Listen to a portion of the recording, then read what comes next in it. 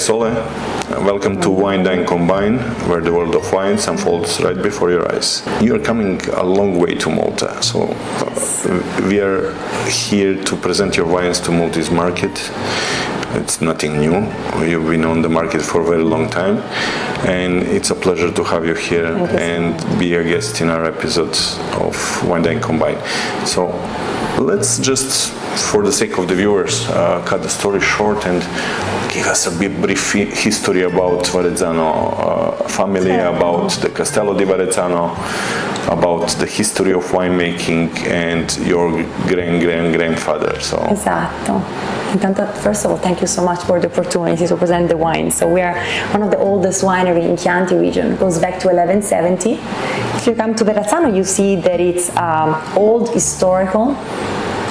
And you see we have the main tower. It was actually a Roman settlement, but what we can see today as towers, we used to have 3, now unfortunately 2 are remain, and it was built in the 15th century. The Verrazzano family, first the name Verrazzano, no? Land of the Verro, the male wild boar, which is, of course, we'll talk for sure about our products, the wines, but it's the wild boar. So you can imagine even the soil. We are surrounded by beautiful hills. Verrazzano is mainly famous for the figure of Giovanni da Verrazzano. Was a family of merchants who in the 15th century they had a boom of wealth, Florence with the Renaissance, with the Medici family. The main person was Giovanni da Verrazzano, born in 1485 in the property, the second of 3 kids. Giovanni went, when he was a teenager, to Lyon. There was a big community in France of people from Florence, and he even got to know the King of France, who sponsored him to cross the Atlantic Ocean because he thought there was a new way of reach the Asia. At the time they didn't know about America. He's the first European to arrive in the New York Bay in 1524, 17th of April. So this year we're extremely proud because it's 500 years anniversary of the discovery of North America. So yeah, a lot of history. 5 centuries. Yeah. That's a long time. And when it comes to the wine, when the family start producing the wine? So we have actually a document of wine being produced since 1170 in the same boundaries, Verrazzano. It's document our archives and talking about grapes, land being cultivated in the same boundary since then. So it's almost a century this wine has been produced there. Okay. So far I tried, sincerely, I didn't try all the wines that you are carrying. There will be probably a good moment for that. Later today we're going to test some of the wines that they're presented today at the event, Wine and Food Pairing at Sciacca. But tell me about the winery itself today. So you said you have 52 hectares of wines. Esatto. So Verrazzano, and it's of course, it's since 1170 in the same boundary. It's a land of 250 hectares. 52 is vineyards, the rest is woods. The woods that we cultivate, that is very characteristic of the Chianti region. We are we are the oldest wine region in the world. Goes back to 1716, and characteristic of us, of course, is this woods. And so Verrazzano today, it's if you flip even the bottle, it's written Fattoria. It's a farm. We are producer of wine, organic certified, olive oil, and I'm the beekeeper. I produce honey. Wow, nice. Yeah, so you didn't bring some honey with you? No, bringing honey to Malta? No. I cannot even. Sorry, I have to. So yes, so Verrazzano, it's. So the idea of Verrazzano, my dad is a winemaker and he runs the property. I just help the way I can, and it's really to maintain the tradition of Chianti, the tradition in all the aspects, and even the way we produce wine, the big barrels, the taste. We like our soil is very rich. We are in the land. It's a land of limestone, which is very particular because if you come from Florence to Siena, the Chianti region, you go from north to south. You see, the landscape changes a lot. But you arrive to the north part, you encounter we call an island of limestone, It's called Formazione di Morello. You come to visit there, you say, oh, well, the soil is different from next door. And the limestone is beautiful thing for the wine, I mean the best. Esatto, but yeah. Can you tell us more about terroir in Verrazzano? The terroir is this one. So we have this formazione di morello, which is limestone, argilla alberese, okay, this very rich soil. But the unique aspect about our terroir, our soil, is that it comes from a plaque that was under the nearby river of Greve that came on altitude 2,000 of years ago. So we have this rich soil in higher altitude. So the wines are a combination of freshness, okay, but at the same time also you feel the temperature variation throughout the day. Variation, but very spicy, very bold. So the key word for Verrazzano is longevity. These are wines, and you always say you can forget about them in cellar. Not too much, because then we have to, we have to refill the cellars. But this is the idea. So very rich soil, formazione di morello, very unique. Amazing. And when it comes to wines, which varieties do you produce? Sangiovese. Sangiovese, it's our flagship variety, Chianti Classico, and we are super traditional. Even Sangiovese and Canaiolo for the Chianti Classico and the Riserva. This 5% of Canaiolo, autochthonous varieties, I'm sure you know it's very weak, delicate. It's just used as a complementary variety to make the wine smoother, to make the wine more gentle. Esatto, perché Sangiovese, dritto, esatto. When it comes to the wine, you are also producing some Cabernet Sauvignon. And you have a blend which you call Super Tuscan. Yes, it's Bottiglia Particolare, special bottle. Particolare, fantastic. You see the silk label, so that's you went to the gem. So this is like our hidden gem. It's a small production, so we have this small plot, Valdonica, where we have Sangiovese and Cabernet. As you mentioned before, the altitude, the soil, Chianti, you go from one part of the hill to the other one, and you have this different microclimate. Unfortunately, sometimes you have hail in a part, a frost. And so we have this small plot which is planted with Sangiovese and Cabernet. So they're planted in the same plot, Valdonica. We produce our Super So they are bonding just before they enter so we it together. So it's like one thing. So they're like, and you're producing 30% of Cabernet Sauvignon. Exactly, 70 and 30. So that's the blend actually, exactly. 70-30. When it comes to the blend, how many bottles do you produce of Bottiglia Particolare? It's a small production, not even. It's like around 8,000 bottles. 8,000 bottles. So quite limited, quite limited, quite special. Even we're just in the best vintages. I'm looking forward for tonight. I'm free to mention that we are visiting Sciacca Grill tonight. So they're having the wine and food pairing event, which will cover all of your wines that we are seeing here today.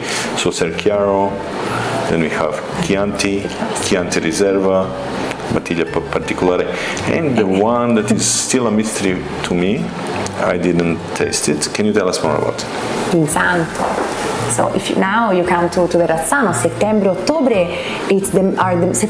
are the months of Vin Santo. So the Vin Santo, holy wine, it's like a small, tiny production that if you come to Italy on a Sunday day for lunch, after it's a full lunch, what happened? They're usually the grandparents. At the end, you have Vin Santo with cantoncini, the little cookies. And this is the traditional way of making Vin Santo. So we hand the clusters, the grapes, to sticks, okay? We let them dry because it comes from like a passito. The varieties Trebbiano and Malvasia, the old varieties were used in the Chianti before they was allowed to use white varieties, and then they're hanged there for 3 months. So September, October is the best period to come because until November we hang grapes. Sugar level goes up. Exactly. The water dries down. We have under the roof room, which is there's a beautiful breeze coming inside of the late summer breeze, and then keep them cool. Esatto. Don't push too much. Very well. We'll taste it tonight. When we speak about Verrazzano, when we speak about history, that's all intervened with the wines and with the people over there. How do you pick up your grapes?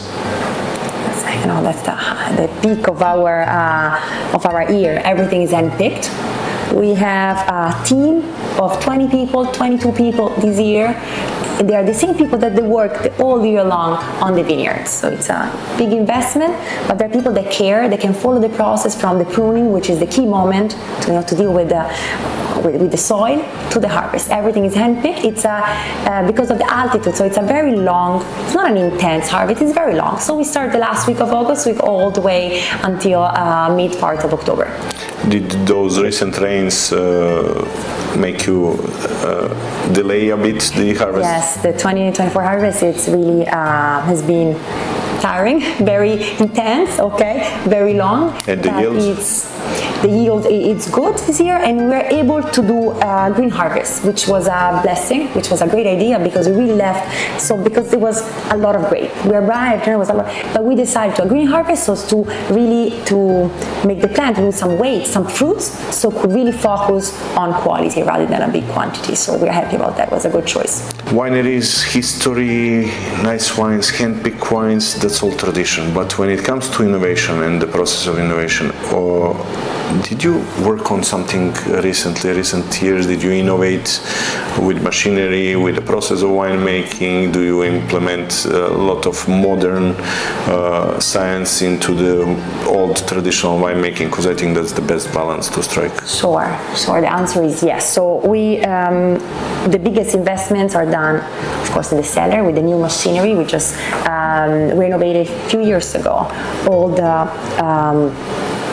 the harvest machine, the destemmer, even working on the sorting table, small sorting table, even to, to improve the quality. My dad always said it's to make the wine in the field, not in the cellar.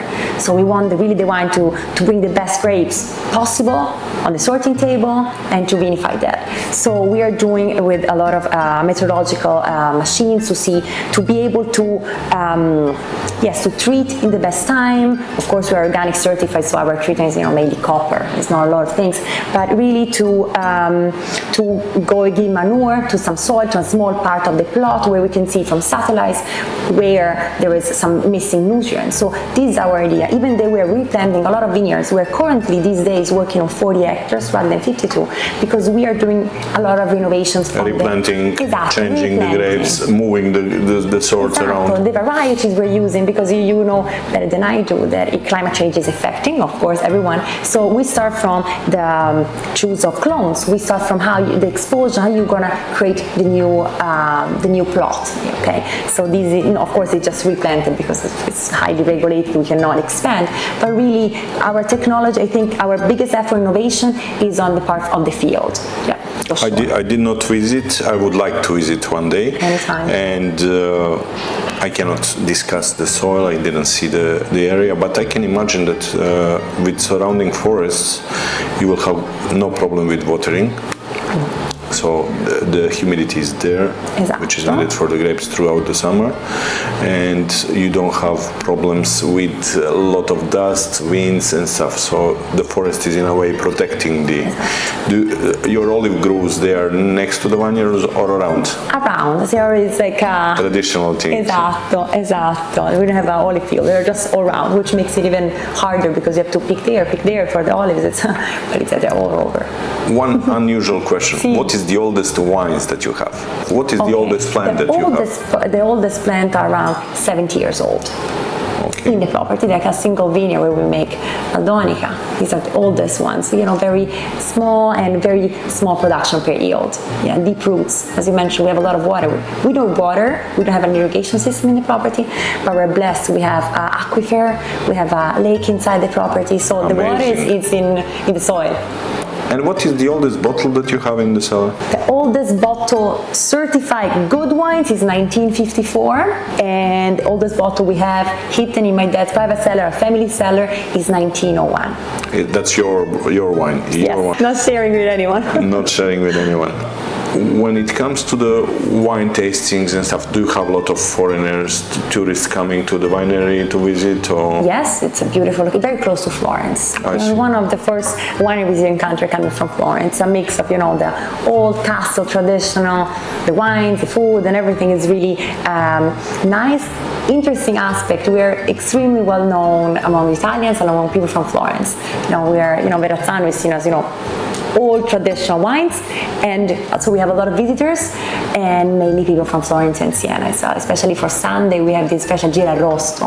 Gira rosso is, the pigeon, chicken, pork, all the meat roasted for hours, 3-4 hours, and it's a traditional thing to come and have lunch. I come from Serbia originally. Esatto, so esatto. Even here in Malta, we like to roast the things around. Esatto. But what to match best with your wines, though? Chianti, 𝐂𝐚𝐬𝐿. You need something, For every day, I mean, when it comes to some special events, definitely Bottiglia Particolare, something that you need to open and try for some anniversary or special event. When it comes to Chianti, people have that misconception, mentioning that we like it with the rose. They have that misconception that Chianti is a table wine. Originally, because the people from the local were drinking local wine in Italy, they brought that misconception to Malta and all around the world as well. So let's break that misconception. Explain a quality of Chianti that you produce, which all the grapes are handpicked. All the grapes after fermentation end up in aging cellars, and your wines are aging for how long? Minimum 18 months, and there is always a period in bottles. So we're all very slow at releasing vintages because these are wines that they get just better with time. You leave it to rest before it release 2021 as a vintage. It's like already 3 years, so it's a long process. But that's and they can age for longer. I always say, please consider this wine for getting in the cellar for, especially like something like Bottiglia Particolare, 20-30 years. And these are, wines that just get better, very fresh and just improve. There is a concept that we just introduced recently in Malta that people started talking about wine investment, meaning buying a bottles, rest them, and then resell them or drink them, which is something quite new in the world. It happened in the last 10 years. Probably it was happening before with very super rich people, but today it's something that it's achievable for the people. They can buy a few bottles of this or that, and then they can save it for the later days, or they can resell as well. So when it comes to Bottiglia Particolare, finite quantity, you have 8,000 bottles produced. 8,000, am I wrong? 8,000 bottles produced. 8,000 bottles, which some of them will be drink. We just had a similar conversation, and something that is very interesting, that this is the wines which can age and get better with time. So for sure. 20 years, it's an investment. Yes, an investment, but the best things are the traditional Florence. I have an older sister, okay? And the tradition was to keep aside the wine for the wedding. When a daughter was born in a family or a son was born in a family. So the main families in Chianti were doing this. And of course, in 1996, I still have the big collection of my vintage to open in the future. So that's the investment the family was doing. And I think it's the same idea right now. You're talking in Malta. So to invest in time to have the absolute highest quality in a few years. So. Definitely. And you're mentioning your family. Can you tell us who from your family works in the vineyard? The winery, it's a family, everyone. So the winery, it's my father. So the winery comes from my grandpa, so it's a big generation. It's my dad. My dad is the heart of the property. My mom, she helps with the farmhouse, Agritourism, the hospitality, the cooking part and everything. And my sister, she decided to go for another pet, but we all help when it's harvest time. We're all helping when we have tasting. Where it's a family, which is a good thing and a bad thing. Because a good thing is that you're always talking about work, but you have like. And the bad thing is always talking about work. The bad thing is always talking about work. Esatto, assolutamente. But it's passion, it's life. It's Verrazzano is in my blood. So it's not about time. It's nothing. It's family, and so. So I can imagine that. Even when you were a kid, you started picking grapes. Certo. Yes, I had a very small pair of pink scissors. I still have them. And I had my first harvest when I was 4 years old.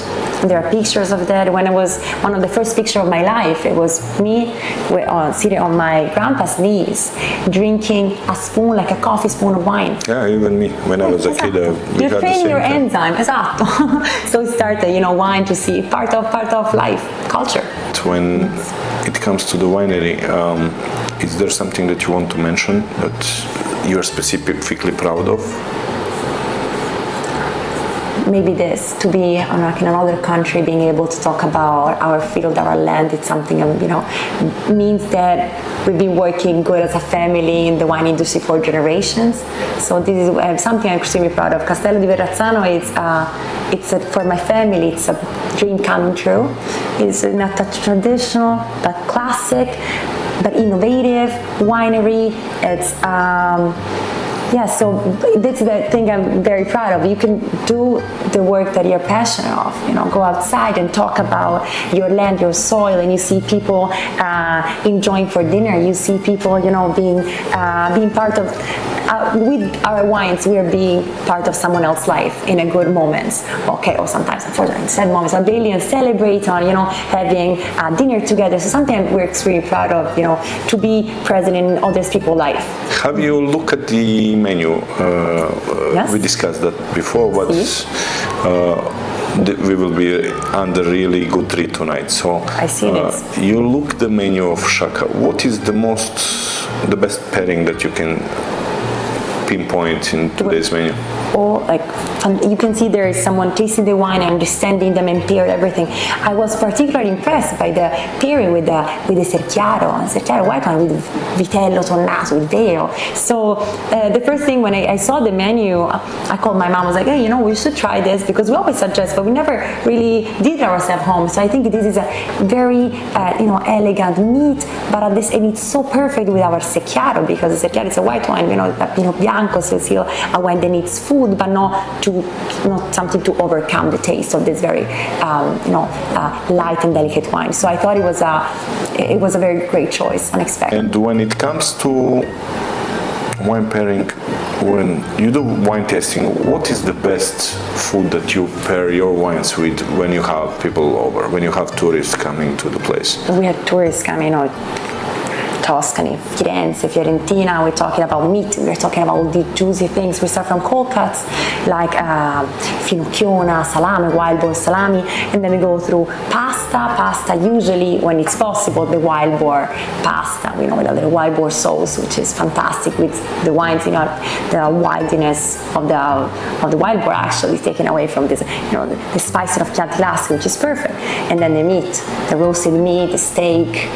But I personally like, because it requires a lot of cooking. Okay, let's face it, there's a lot of cooking. People usually, I have no time, but even like a pasta with, like a cacio e pepe, or even like a pasta with risotto con I funghi, with mushroom risotto, something like that. So it's something, as long as especially with our Chianti Classico, the fine taste. You can match it with many different foods. You can match it with so many different food, no problem. So of course the traditional Tuscany, but not only, it's like a soup, like say someone is vegetarian or vegan, like beans, a lot of tasty beans cooked with tomatoes. So it's very versatile. Usually people are like Chianti Classico and steak. Yes, for sure, it's meant to be the recipe. Let's see your reserva. So we have Chianti Classico Reserva, which will match perfectly even with the heavier meats, with the aged beef. Why not? Perfetto. If you have a little bit of grease on that meat, so let's say some aged ribeye or some aged T-bone where you have best of both worlds, this will match perfectly. It doesn't need to be very robust to match with the meat, especially as I'm saying, when it's greasy, it's a better match because it will cut to this grease with the freshness of the wine. A lot of new trends are emerging in the wine world today. So you coming from Italy, I know the local trends. I'm asking people all the time the same question, and we are trying to get and pinpoint what the young people like. And we deducted that in Malta, definitely it's very fresh wines, very crispy, sparkling wines such as Prosecco, Spanish Cava, Champagne if they can afford. And whites, we are going for very low alcohol whites, very fresh, floral notes, stuff like that. Yeah. But I like to stop there. What is the situation in Italy?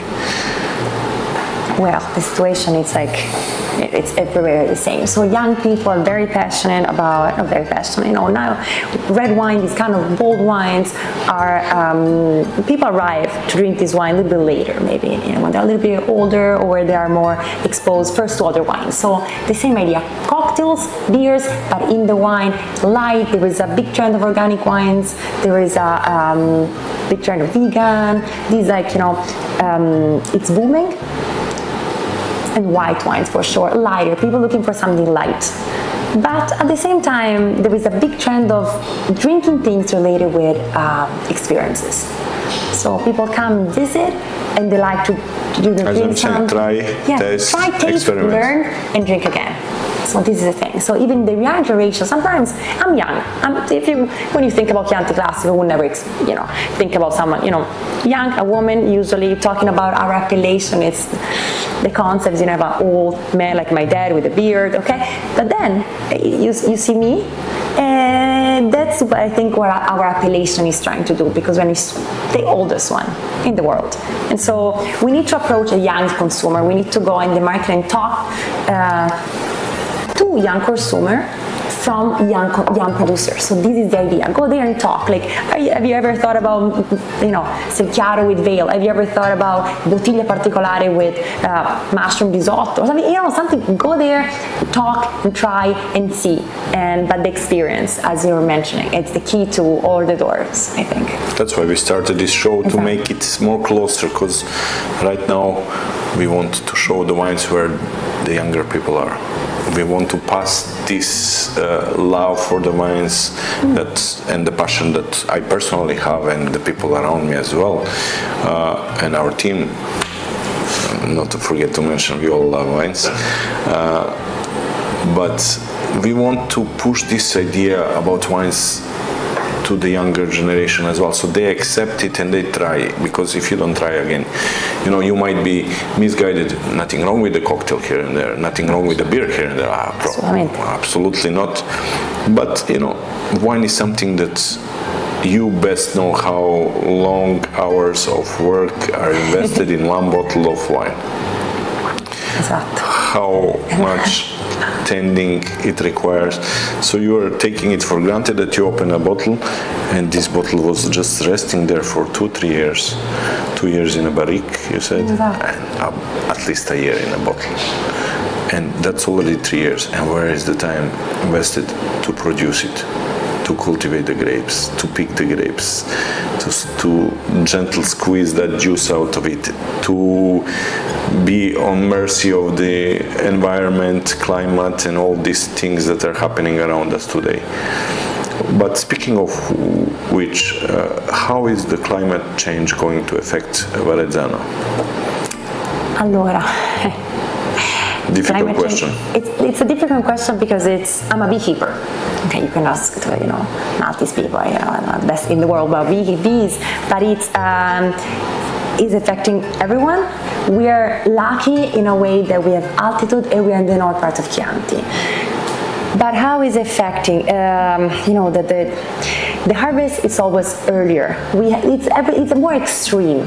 That's the problem. Climate is getting very extreme. So what is happening? Usually there is always a frost. Unfortunately, in spring. That's why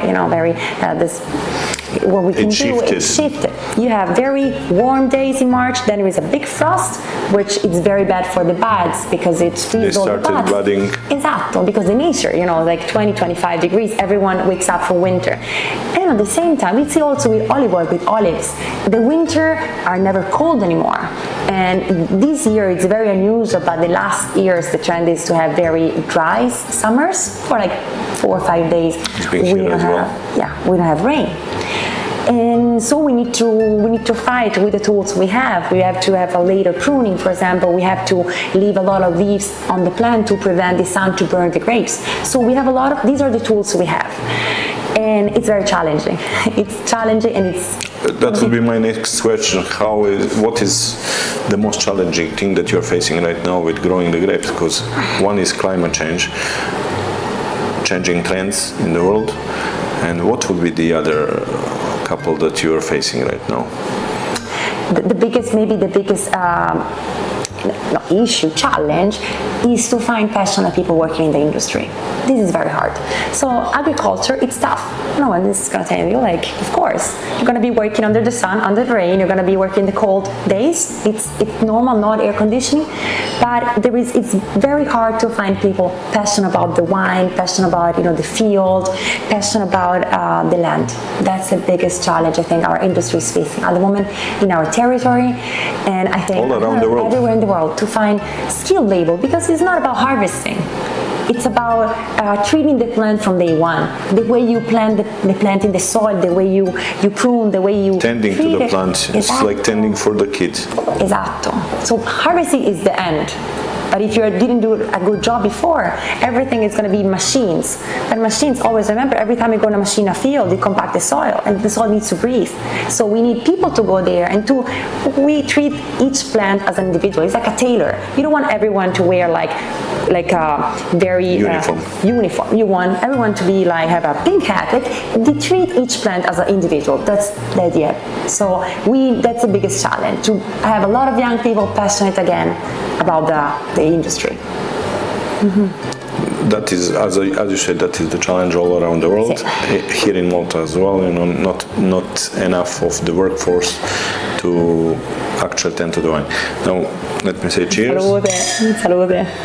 We're drinking Maltese wine. I'm not going to mention the winery, so the others don't get angry, but it's amazing wine. For somebody who is visiting your place, let's say, people hear about Verrazzano through our show or anywhere in the internet and they want to visit. What do they need to do? Is it enough to call the winery? Esatto, call, visit the website, reach us on our social media. I'm the one who answers, the social media is from Facebook. So it's quite straightforward process and easy. Happy to welcome them. We're open all year long because we're working in the field, so why don't we be open?